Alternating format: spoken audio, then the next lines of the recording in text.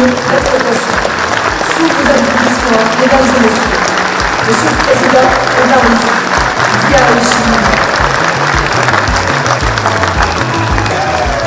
Uburundi buriko burakomera ku ntwaro ya neva akuzuye nikamurikwa umve iyo ntwari yaraje atwereka ivyo tutari bwabone